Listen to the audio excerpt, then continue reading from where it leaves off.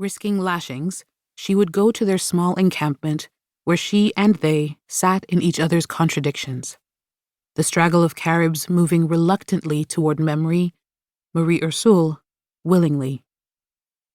The last time, she had gone in a brief rain at the beginning of December, but they had broken camp and disappeared, like the rain itself, the kind of quick rain that raises the smell of the earth, steams the roots of things, then vanishes, leaving no trace of its passage.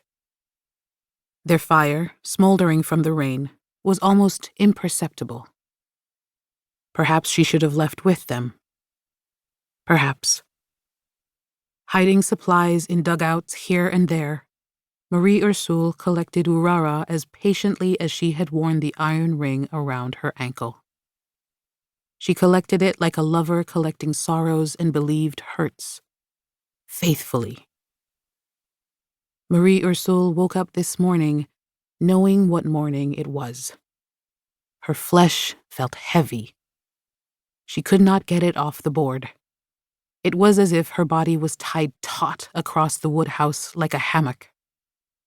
She lay there for a while, gathering her legs and her arms and commanding them to wake up. She turned on her side to look at the door, giving herself a direction, but no resolve came. It was to be her last morning, and she had prepared everything long before. And now, her flesh would not move. She heard the early bird's noise outside cross with the late bird's noise. She heard all the night insects go quiet, all the dawn insects shake light-shouldered light. She heard the morning coming, its uptake of breath. She had to move before the dark air turned vermilion and then white. She had to empty the gourd of urara into the small copper pot hidden in the fire below the big pan full of cornmeal pap. Hammock-like, her back winged on its hinge as she shifted again, tasting the early morning taste of her mouth. It was full of spit unswallowed in the night.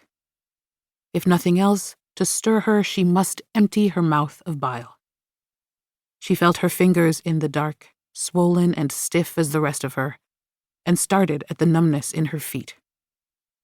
A numbness she had awakened to each day since January 8th, 1819, a deadness which always startled her at first, when one foot had been ringed with 10 pounds of iron and the other had taken all the weight of walking.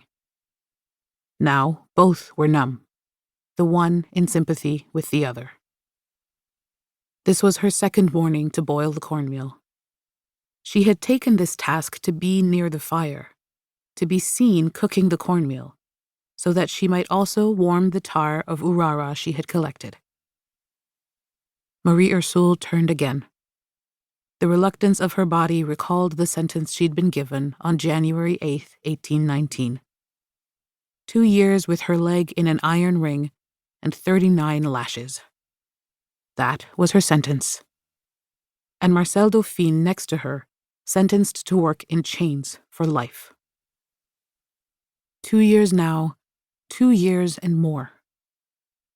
But the memory of that ring of iron hung on, even after it was removed.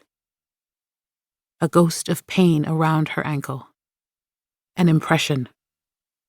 It choreographed her walk and her first thoughts each day. She rose now with only the force of her middle and the urge to empty her mouth of bile. Going to the door, swifter than she'd felt only moments ago lying on the wood, she heard the breath of others taking their last before rising. Their last, praying not to rise. Praying that the dark would not turn vermilion, would not turn to white day. She would often stay awake to hear them breathe. Hours. She would listen, wondering if she slept like that, so deeply, so restfully. Breathing in sleep was the only time you owned the movement of your chest, when breath was all that was left to you, how light and heavy and in your middle it was. How limbs went limp, but moved by some instinct to turn, and turn only to help breathing. She wanted to